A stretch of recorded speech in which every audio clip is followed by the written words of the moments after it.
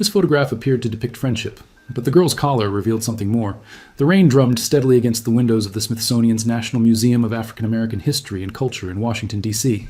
Dr. Elena Rodriguez sat in her small office on the third floor, cataloging recent donations. After 15 years as a curator specializing in post-Civil War African American history, she had developed an instinct for recognizing significant artifacts. And today, something in the next donation box would prove that instinct correct. She reached for a cardboard box, postmarked from Savannah, Georgia. Inside, wrapped carefully in acid-free tissue paper, was a single photograph mounted on thick cardstock. The moment Elena lifted it into the light, she knew this was unusual. The image showed two young girls, approximately 14 to 16 years old, standing side by side in a professional photography studio. The painted backdrop depicted a garden scene with climbing roses. Both girls wore elegant dresses with high collars, fitted bodices, and long sleeves, expensive clothing typical of wealthy families in the 1880s. The girl on the left was white, with fair hair styled fashionably. Her posture radiated confidence, one hand resting casually at her side. The girl on the right was black, with carefully arranged hair and hands folded formally in front of her. They stood close together, their proximity suggesting some form of relationship. Elena's historian's mind immediately registered the anomaly. Formal photographs from 1880s Georgia showing black and white children posed together as apparent equals were extraordinarily rare. The South, in 1888, was 3 years away from Plessy-Verse, Ferguson, but racial segregation was already brutally enforced through custom, law, and violence. She turned the photograph over. Written in faded brown ink was a single notation. Margaret and Lily, June 1888, Savannah. No surnames, no additional context, just two first names and a date. Elena pulled out her professional magnifying loupe and examined the image more closely. The photograph's technical quality was excellent. Sharp focus, proper exposure, careful composition. This had been created by a skilled photographer, not an amateur. Someone had paid significant money for this portrait. But as Elena studied the girls' faces, something began to trouble her. The white girl, Margaret, looked directly at the camera with an easy, natural expression. Her body language communicated comfort and belonging, but the black girl's demeanor was markedly different. Lily's eyes were cast slightly downward, not quite meeting the camera's gaze. Her shoulders curved inward slightly. Her hands, folded at her waist, were positioned in a posture that read as deferential rather than relaxed. Elena had examined thousands of historical photographs. She knew how to read the subtle language of pose, expression, and body positioning. And this photograph was telling her two different stories, the surface story of two young companions and something darker underneath. She reached for the donation letter that had accompanied the box. Dear Dr. Rodriguez, I found this photograph while clearing out my late grandmother's attic in Savannah. I believe it may have historical significance, though I don't know the complete story behind it. The image has always troubled me in ways I cannot fully articulate. Perhaps your expertise can reveal what I sense but cannot see. I trust you will handle whatever truth it contains with appropriate care. Sincerely, Patricia Whitmore. Elena read the letter twice, noting the careful phrasing, whatever truth it contains. Patricia Whitmore suspected something about this photograph, even if she couldn't identify exactly what. Elena picked up her phone and dialed her colleague, Dr. Marcus Chen, a specialist in 19th century photography and material culture analysis. Marcus, I need your expertise on something. Can you come to my office? I think we may have found something significant. Be there in 5 minutes, Marcus replied. Elena returned to the photograph, studying those two young faces separated by more than a century. Margaret and Lily. What had their relationship really been? And why had this single image survived for 136 years, carefully preserved through generations? She had a growing certainty that this photograph held secrets that desperately needed to be brought into the light. Marcus Chen arrived with the efficiency of someone who had worked with Elena on dozens of historical investigations. He carried his laptop, a portable digital microscope, and a color-calibrated monitor, tools that allowed them to examine historical photographs at magnifications impossible when the images were originally created. What have we got? He asked, setting up his equipment on Elena's desk. Elena handed him the photograph and the donation letter. 1888 Savannah, Georgia. Two girls posed together in what appears to be a friendship portrait. Tell me what strikes you as unusual. Marcus studied the image for a long moment, his expression shifting from curiosity to focused intensity. He had the trained eye of someone who had spent 20 years analyzing historical photographs for evidence of social relationships, power dynamics, and hidden narratives. Everything about this is unusual, he said finally. Integrated photography from the post-Reconstruction South, showing black and white children posed as social equals? That's not just rare, it's almost unheard of. By 1888, the brief promise of Reconstruction had been completely crushed. The South was rebuilding its racial hierarchy through Jim Crow laws, segregation, and systematic violence. White families didn't commission expensive photographs showing their children posed intimately with black children unless there was a very specific message being communicated. What kind of message? Ellen asked, though she was already forming her own hypothesis. Dominance disguised as benevolence, Marcus said. In the 1880s and 90s, there was a widespread effort among white Southerners to romanticize the antebellum period, what historians call the lost cause mythology. Part of that mythology involved portraying slavery as a benevolent institution where enslaved people were happy, loyal, and treated as part of the family. White families sometimes commissioned photographs showing their children with black children as a way of demonstrating their supposed kindness and the supposedly natural racial order.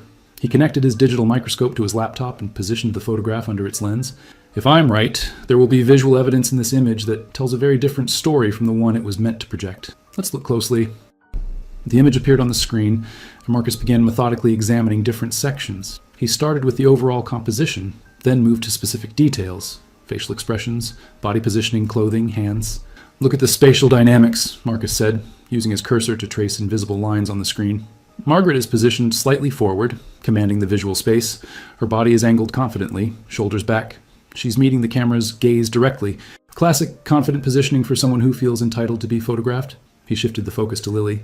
Now look at the differences. Lily's positioned slightly back and to the side. Her shoulders are curved inward, protective body language. Her chin is lowered in what reads as deference. And most significantly, her eyes. She's not looking at the camera. She's looking at a point just below and to the left of the lens. Avoiding direct eye contact, Elena observed. That could be shyness, but combined with the other body language, it reads as trained subservience, Marcus finished. Someone who has been taught not to meet the gaze of white people directly. That was a common expectation for black people in the South during this period. Direct eye contact with white people, especially white women and children, could be interpreted as insolence and punished violently. Marcus zoomed in on the girl's hands, and Elena leaned closer to the screen. The difference was striking and undeniable. Margaret's hands were pale, smooth, unmarked, the hands of someone who had never performed manual labor. But Lily's hands told an entirely different story. Even through the sepia tones of the aged photograph, the evidence was clear. Lily's hands showed visible calluses, roughened skin, and what appeared to be multiple small scars across her knuckles and palms. The fingertips appeared slightly flattened and discolored. Those are working hands, Marcus said quietly. Hands that have done hard, repetitive labor for years. Look at the fingertips. See these small dark spots? Those are needle punctures, hundreds of them overlapping. She was doing fine needlework, probably for hours every day. Elena felt the familiar combination of sadness and determination that came with uncovering difficult historical truths. So this photograph isn't documenting friendship. It's documenting servitude. Marcus adjusted the digital microscope's focus, moving slowly upward from the girls' hands to their upper bodies. Both dresses appeared well constructed, made from quality fabric with careful tailoring. But as the magnified image on the screen reached Lily's neckline, Marcus's hand suddenly froze on the mouse. "Elena," he said, his voice tight with controlled emotion, "I need you to look at this very carefully." The collar of Lily's dress was high and tightly fitted, as was fashionable in the 1880s, designed to cover most of the neck. But at extreme magnification, with the digital enhancement tools Marcus was employing, something became visible that would have been impossible to see with the naked eye in 1888, or even in 2024 without specialized equipment. The collar wasn't sitting flush against Lily's skin. There was a tiny gap, barely a millimeter, where the fabric had shifted slightly. And in that narrow gap, revealed by digital magnification and contrast enhancement, were marks on Lily's neck. Thin horizontal lines, scars, multiple scars running parallel around her neck. Elena felt her stomach clench. She had seen marks like these before in her research, in drawings and descriptions from slavery narratives, in medical documentation from the Civil War period, but she had never seen them captured in a photograph with this clarity. "Collar scars," Marcus said, his professional composure barely masking his emotion. "From prolonged wearing of a metal collar or repeated use of rope restraints around the neck. These scars are old. You can see how they've healed and faded. They would have been created years before this photograph was taken, probably when Lily was much younger." Elena did the math quickly in her head. The photograph is from 1888. Lily appears to be about 14 or 15 years old, which means she was born around 1873 or 74, 8 or 9 years after the Emancipation Proclamation. She was born legally free, so how does she have collar scars? Marcus's expression was grim, because the end of slavery on paper didn't mean the end of slavery in practice. In remote areas of the South, some enslaved people weren't informed of their freedom for months or even years after the Emancipation Proclamation. Some enslavers simply refused to acknowledge it. And even when slavery officially ended, it was often replaced by other forms of forced labor: convict leasing, debt peonage, and voluntary apprenticeship. Black children, especially orphans or children of extremely poor families, were routinely bound into labor arrangements that were slavery in everything but name. He enhanced the contrast further, and more details emerged.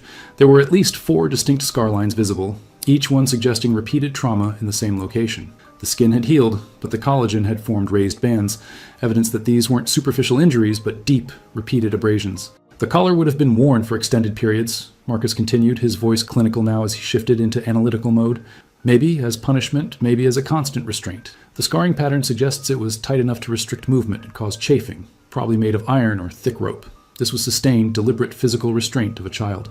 Elena stood up, needing to move, to process what they were seeing. We need to examine every detail of this photograph. If there are collar scars visible, there may be other evidence we haven't found yet. Marcus nodded and began systematically scanning other parts of the image at maximum magnification. He moved to Lily's wrists, where her long sleeves ended just above her hands. Here, he said, adjusting the contrast again. Look at her wrists. Even partially obscured by the sleeve cuffs, additional scarring was visible, thin lines circling both wrists, the same pattern as the neck scars, but less severe. Wrist restraints, Elena said. She was bound by the wrists as well. Frequently, based on the scarring pattern, Marcus confirmed. This wasn't occasional restraint. This was systematic, repeated over an extended period during her developmental years. They continued their examination in silence, documenting each finding with screenshots and detailed notes. This photograph, which had appeared at first glance to be an unusual but perhaps innocent portrait, was revealing itself to be something far more sinister. A documented record of child abuse and illegal bondage, carefully staged to look like benevolent interracial harmony. We need to find out who these girls were, Elena said finally. Their full names, their families, what happened to them after this photograph was taken. Lily's story needs to be told, and the truth about this image needs to be documented and preserved. Elena returned to her desk and picked up the phone, dialing the number Patricia Whitmore had included with her donation. The phone rang 3 times before a woman's voice answered, elderly, but clear and strong. Hello? Ms. Whitmore, this is Dr. Elena Rodriguez from the Smithsonian's National Museum of African American History and Culture. I'm calling about the photograph you sent us. Oh, there was unmistakable relief in Patricia's voice. Yes, I've been hoping you would call. I've thought about that photograph constantly since I sent it. Did you discover something? Elena chose her words carefully. We did discover something, Ms. Whitmore, something very significant. Before I explain what we found, can you tell me more about how you came to possess this photograph and anything you know about the people in it? Patricia took a breath, and Elena could hear papers rustling in the background. I found it last year while clearing out my grandmother Eleanor's house after she passed away. She was 97 years old. The photograph was in an old trunk in the attic, along with some letters and other papers. My grandmother never mentioned it to me while she was alive, and I had never seen it before that day. What was your grandmother's full maiden name? Eleanor Whitmore. She was born Eleanor Pemberton in 1923, but she married into the Whitmore family. The Whitmores have been in Savannah since before the Civil War. They were... Patricia paused, and Elena could hear the difficulty in her voice. They were a wealthy family, plantation owners. I won't pretend otherwise. Thank you for being direct, Elena said. That kind of honesty is crucial for this kind of historical research. Do you believe one of the girls in the photograph is your ancestor? Yes, I think the white girl, Margaret, might be my great-great-grandmother. There are several Margarets in our family tree around that time period, and the approximate age would be right. That's partly why I sent the photograph to you. I was hoping you could help identify her specifically, and perhaps learn about the other girl as well. The black girl, Lily. Yes, Lily. Patricia's voice became quieter. Dr. Rodriguez? When I first found that photograph, I thought it was touching. 2 young friends from a different era, but the more I looked at it, the more something felt deeply wrong. I couldn't articulate what exactly, but it troubled me. That's why I sent it to your museum rather than keeping it or donating it to a local historical society. I felt it needed to be examined by experts who could understand its full context. Elena appreciated Patricia's instinct. Your intuition was correct, Ms. Whitmore. This photograph does tell a troubling story, but not the story it was intended to tell. Our analysis has revealed details that weren't visible to the naked eye when the photograph was taken. Details that document something very serious. What did you find? Patricia asked, her voice steady despite obvious apprehension. Evidence that Lily was not Margaret's friend or companion, but rather a servant, possibly held in a condition of forced labor that amounted to slavery. Even though this photograph was taken 23 years after the Emancipation Proclamation. There was a long silence on the line. When Patricia spoke again, her voice was thick with emotion. I suspected something like that, but I hoped I was wrong. What kind of evidence? Scarring, Elena said gently.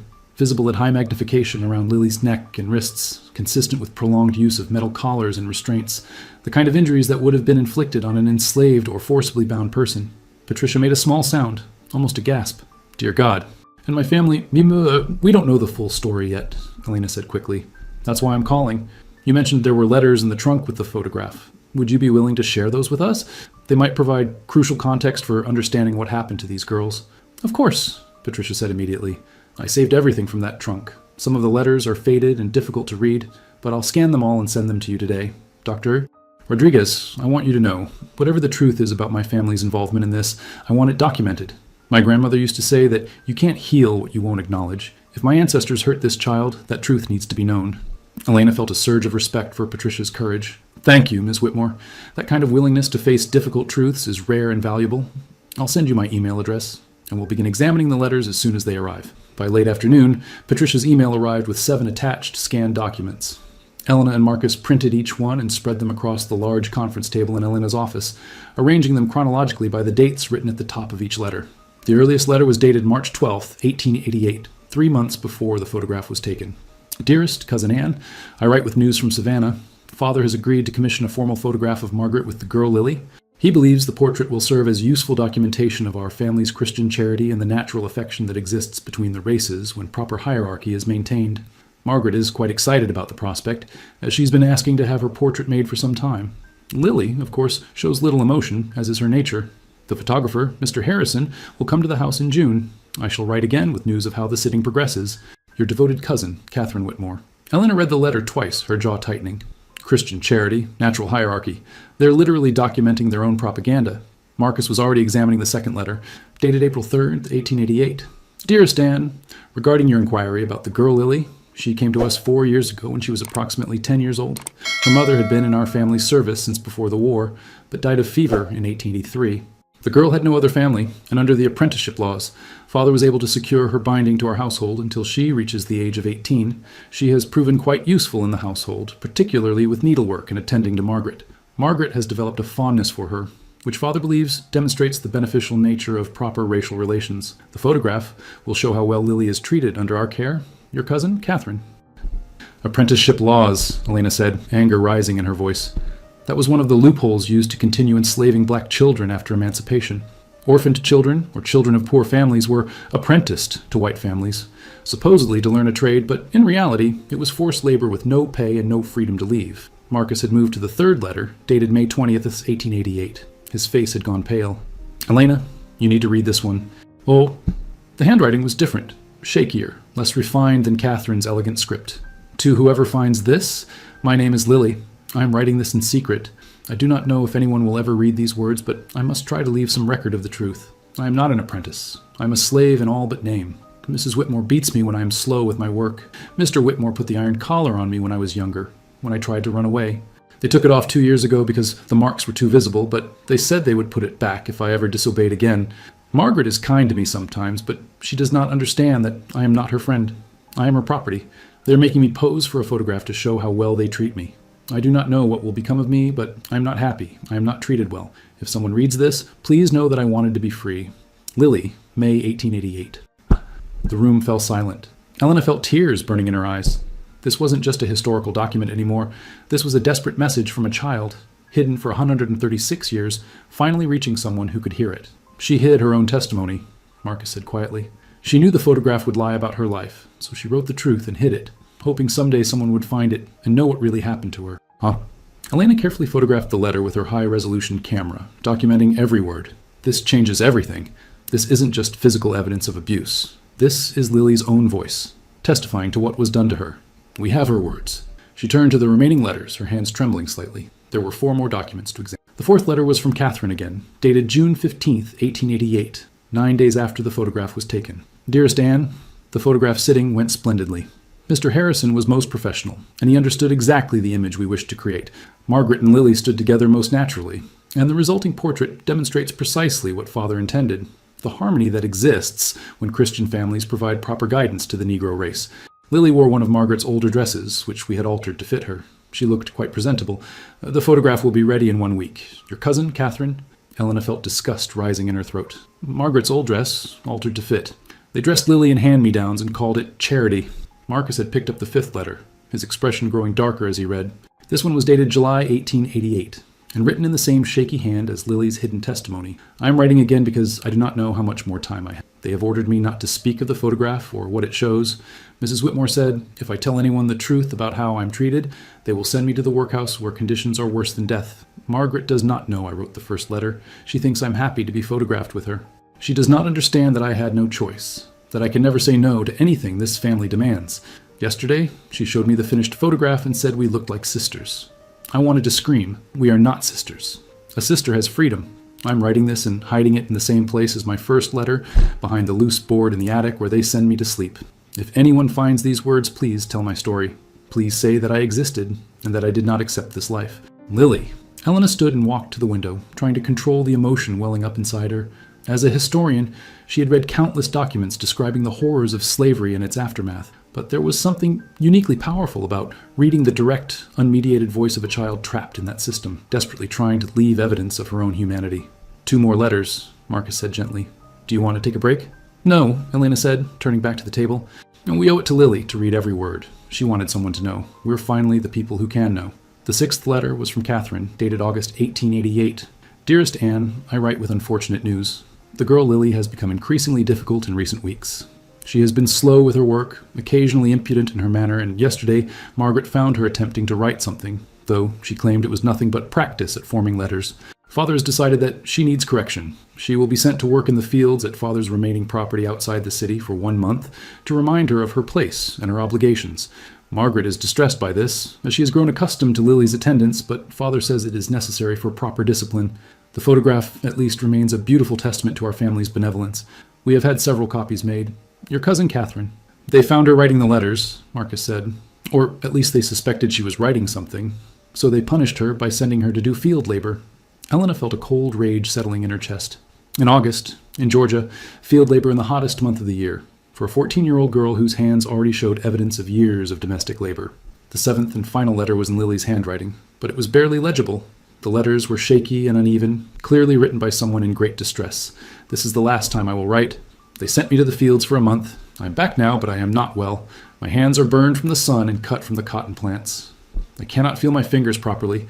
Mrs. Whitmore says if I am found writing again, I will be sold away to someone much worse. I do not think I can survive being sold. I'm hiding this final letter with the others. To anyone who reads this, I was 14 years old. My mother's name was Sarah. She died when I was 10. I had no choice in coming to this family. Everything they say about me, everything shown in that photograph is a lie. I wanted to be free. I wanted to learn to read more than just simple words. I wanted to have my own life. If I do not survive this place, please remember that I wanted these things. Please remember that I tried to tell the truth. Lily, September 1888. The letter ended there, the final words trailing off as if Lily had been interrupted or had lost the strength to continue. Elena and Marcus sat in silence for a long moment, the weight of Lily's words hanging in the air between them. We need to find out what happened to her, Elena said finally. We have her testimony. We have the photographic evidence of her abuse. We have the Whitmore family's own letters documenting how they used her. But we don't know if she survived, if she ever escaped, if she lived to see freedom. Marcus was already opening his laptop. Savannah has extensive historical records, census data, death certificates, church records. If Lily lived past 1888, there should be some trace of her. For the next 3 days, Elena and Marcus worked with obsessive focus, searching through every available historical database, archive, and record collection related to Savannah between 1888 and 1910. They contacted local historians, genealogists, and archivists at the Georgia Historical Society. They examined census records, death certificates, marriage licenses, church registries, and property records. The Whitmore family was easy to trace. Wealthy white families kept extensive records and were prominently documented in local newspapers and society registries. Margaret Whitmore appeared in the 1890 census as a 16-year-old living with her parents. In 1882, a brief society notice announced her engagement to Thomas Calloway, a Charleston merchant. She married in 1893 and moved to Charleston, where she lived until her death in 1956 at the age of 84. She had 4 children and 14 grandchildren.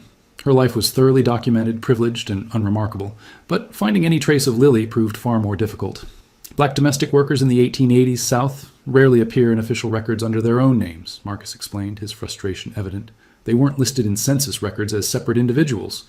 They were just counted as servants in white households. They didn't have property to register, and if they died, their deaths often went unrecorded unless there was some legal reason to document it. Elena refused to give up. She contacted a genealogist who specialized in tracing African-American family histories from the post-Civil War period, a woman named Dr. Teresa Washington, who had spent 40 years developing techniques for finding people the historical record had tried to erase. Dr. Washington examined the letters, the photograph, and all the documentation Elena had compiled. Then she went to work with the methodical patience of someone who knew how to read between the lines of incomplete records. It took her 2 weeks, but she finally called Elena with news. "I found her," Dr. Washington said, her voice carrying a mix of triumph and sadness. Or rather, I found what happened to her. It wasn't easy, and the trail is fragmentary, but I'm confident I've reconstructed at least part of Lily's story after that last letter in September 1888. Elena put the phone on speaker so Marcus could hear. Please, tell us everything you found. First, the census records. In the 1890 census, there's no Lily listed in the Whitmore household, but that's not surprising. They might have hidden her, or she might have been working elsewhere by then. However, I found a death certificate from October 1888. A 14-year-old black girl identified only as Lily Ward of G. Whitmore died at Candler Hospital in Savannah. Cause of death listed as fever. Elena felt her stomach drop. She died 2 months after writing that final letter. She was 14 years old. That's the official record, Dr. Washington said carefully. But I also found something else. A very brief notice in a black-owned newspaper called the Savannah Tribune from November 1888. It's just 3 lines, but it tells a different story. I'm going to read it exactly as written. The girl Lily, held by the Whitmore family under false apprenticeship, died last month. Those who knew her say she was beaten shortly before her death. The authorities have not investigated. Justice has not been served. The room was silent except for the hum of the air conditioning and the distant sound of traffic outside. They killed her, Elena said quietly.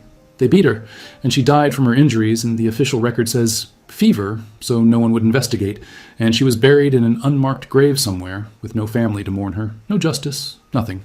There's one more thing, Dr. Washington said gently. I found a record of a woman named Sarah who worked for the Whitmore family until her death in 1883, listed as a domestic servant. That has to be Lily's mother, the Sarah she mentioned in her letter. I checked property records from before the Civil War. And there's a record of an enslaved woman named Sarah, owned by the Whitmore family in 1858. She would have been about 45 when she died in 1883. Elena absorbed this information, building a more complete picture. So Sarah was enslaved by the Whitmores before the Civil War. After emancipation, she stayed with them, probably because she had nowhere else to go, no resources, no choice. When she died, they took her 10-year-old daughter and essentially re-enslaved her through the apprenticeship system. That's consistent with everything we know, Dr. Washington confirmed. And when Lily tried to resist, when she tried to document the truth about her condition, they punished her so severely that she died from it. Then they covered it up with a vague death certificate and buried her without ceremony or record.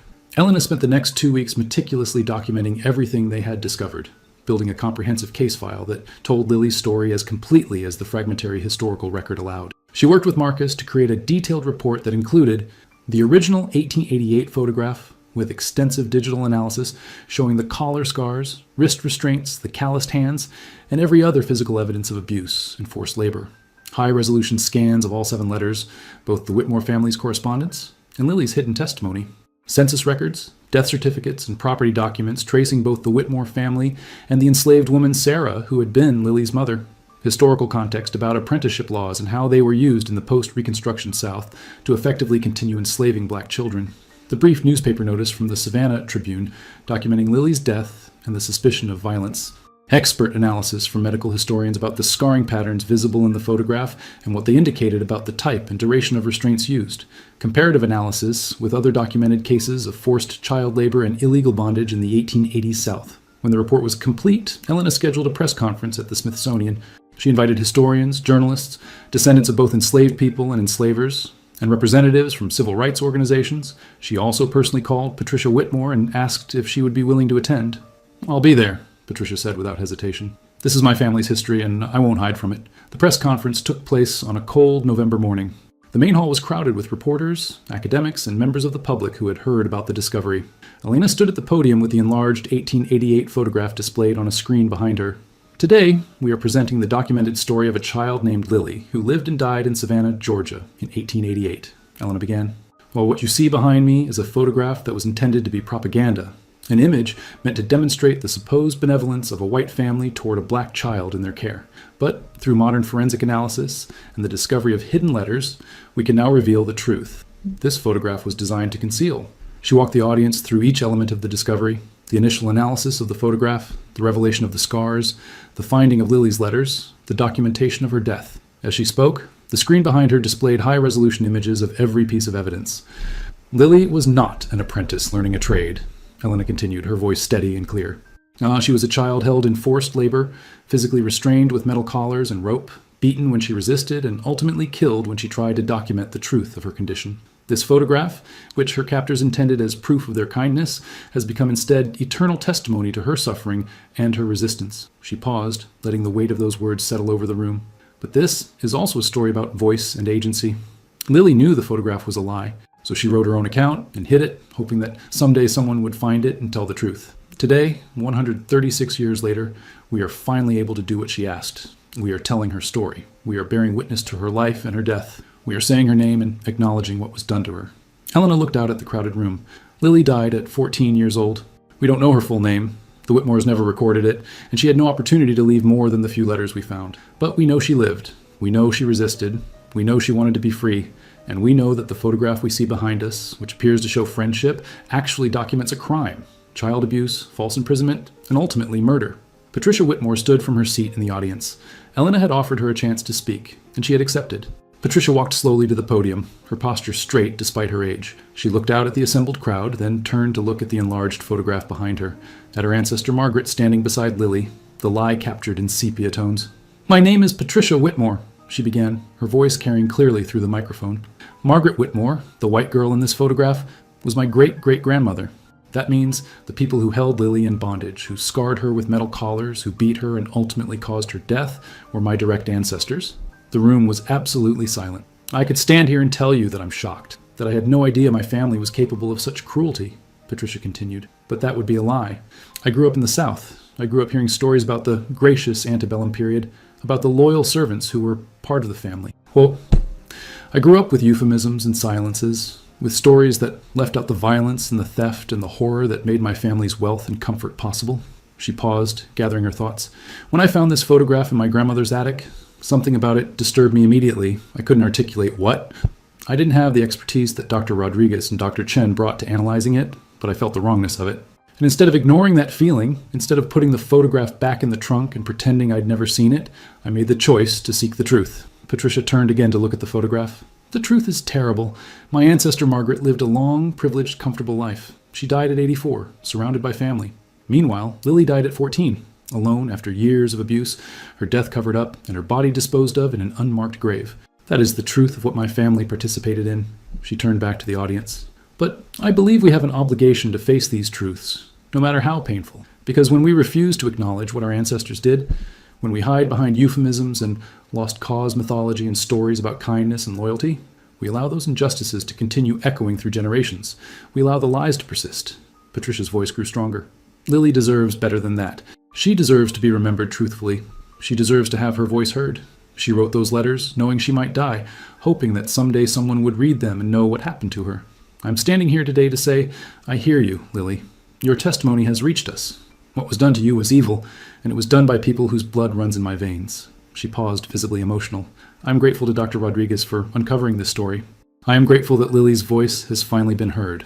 And I commit myself to ensuring that her story, the true story, not the lie my family tried to tell through this photograph, is taught and remembered. That is the only justice I can offer her now, across 136 years. But I offer it completely and without reservation." Patricia stepped back from the podium to absolute silence, then to prolonged applause. Helena embraced her briefly, then returned to the microphone. "What happened to Lily was not an isolated incident," Helena said. "Across the South, in the decades following the Civil War, thousands of black children were forced into apprenticeships and other forms of bondage that were slavery in all but name.